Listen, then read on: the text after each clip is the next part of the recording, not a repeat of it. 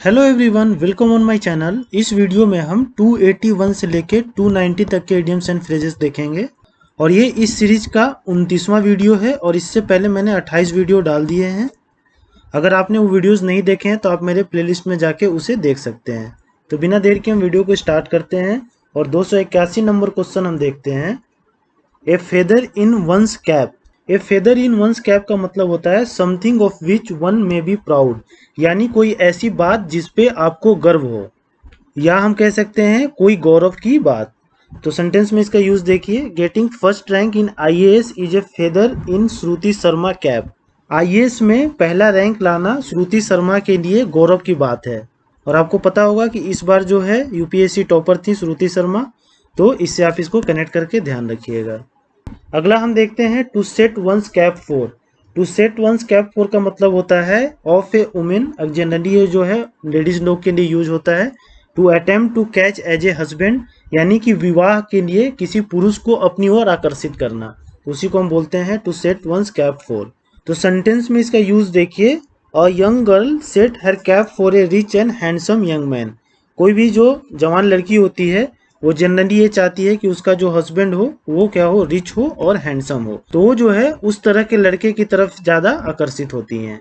तो इससे कनेक्ट करके आप इसे ध्यान रखिएगा। जैसे कि आप इस पिक्चर में देख पा रहे हैं, ये लेडीज जो है ये हैंडसम और रिच लड़का है, तो चाह रही है कि इससे मेरा शादी हो जाए। अगला हम देखते हैं to send the cap around. To send the cap around का मतलब होता है टू सोलिसिट कंट्रीब्यूशन और मनी, यानी कि कंट्रीब्यूशन करके पैसा जमा करना। तो सेंटेंस में इसका यूज देखिए। Children of our society send the cap around for Saraswati Puja. जो बच्चे हैं हमारे सोसाइटी में उन्होंने कंट्रीब्यूशन करके पैसा जमा किया, या जो हम बोलते हैं चंदा मांगते हैं ना सरस्वती पूजा में जो बच्चे, तो वैसे करके उन्होंने पैसा जमा किया सरस्वती पूजा के लिए। तो इससे कनेक्ट करके इसको ध्यान रखिएगा। अगला हम देखते हैं ऑन द या इन द कार्ड। इसका मतलब होता है लाइकली या प्रोबेबली, यानी कि संभावित। तो सेंटेंस में इसका यूज देखिए। The change of Maharashtra government is on the cards. अभी आपको पता है महाराष्ट्र में क्या चल रहा है, काफ़ी जो है पॉलिटिकल क्राइसिस चल रहा है। तो यहाँ पे महाराष्ट्र में कभी भी गवर्नमेंट चेंज हो सकती है। तो ये क्या है, ऑन द कार्ड है कि महाराष्ट्र के गवर्नमेंट चेंज हो सकती है, संभावित है ऐसा। तो इससे कनेक्ट करके इसको आप ध्यान रखिएगा। अगला हम देखते हैं to play one's card. To play one's card का मतलब होता है टू एक्सिक्यूट वंस प्लान, यानी अपने प्लान को एक्सिक्यूट करना। तो सेंटेंस में इसका यूज देखिए। He has played his card nicely and today he is a successful businessman.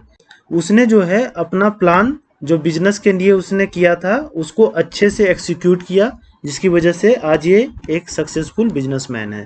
तो इसे कनेक्ट करके इसको आप ध्यान रखिएगा। अगला हम देखते हैं to play one's card badly. इसका मतलब होता है to fail in executing one's plan, यानी अपने प्लान को एक्सिक्यूट करने में फेल हो जाना।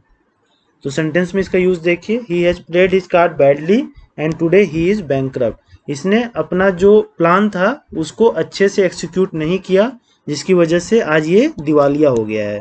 तो इससे कनेक्ट करके इसको ध्यान रखिएगा। अगला हम देखते हैं to show one's card. To show one's card का मतलब होता है टू मेक वंस डिजाइन और सेक्रेट पब्लिकली नोन, यानी कि कोई भी ऐसा डिजाइन या कोई भी ऐसा सेक्रेट चीज है जिसको आप पब्लिकली बता दिए, तो उसी को हम कहते हैं शो वंस कार्ड। तो सेंटेंस में इसका यूज देखिए। The culprit after drinking too much showed his card that he had murdered his servant. Culprit ने क्या किया, दारू पीने के बाद उसने ये सेक्रेट पब्लिकली बता दिया कि मैंने जो है मर्डर किया था किसका, अपने सर्वेंट का। तो इससे कनेक्ट करके आप इसे ध्यान रखिएगा। अगला हम देखते हैं to speak by the card. इसका मतलब होता है to speak precisely and to the point, यानी कि संक्षेप में बात करना और सटीक बात करना। तो सेंटेंस में इसका यूज देखिए। The chief guest spoke bye the card in the function. जो चीफ गेस्ट आया था फंक्शन में, उन्होंने जो है काफ़ी सटीक और संक्षेप में अपनी बात कही। तो इससे कनेक्ट करके आप इसे ध्यान रखिएगा। अगला हम देखते हैं to throw off the cards. To throw off the cards का मतलब होता है टू सरेंडर, यानी कि अपने आप को आत्मसमर्पण कर देना। तो सेंटेंस में इसका यूज देखिए। Pakistan through of the card in the Kargil war. Kargil war में पाकिस्तान ने क्या किया था, सरेंडर कर दिया था इंडिया के सामने। तो इससे कनेक्ट करके इसको आप ध्यान रखिएगा। अगला हम देखते हैं टू केयर ए डैम और फार्दिंग।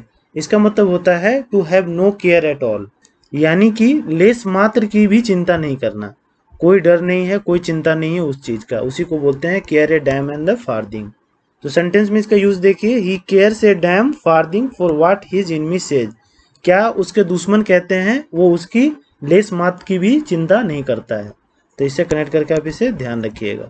तो होप आपको 10 इडियम्स एंड फ्रेजेस समझ में आ गए होंगे और आपको ये याद भी हो गए होंगे। और अभी तक हमने 290 इडियम्स एंड फ्रेजेस कर लिए हैं। तो ये सीरीज कंटिन्यू रहेगी। और अगर आपको ये वीडियोस पसंद आते हैं तो please like share and subscribe to my channel. Thank you.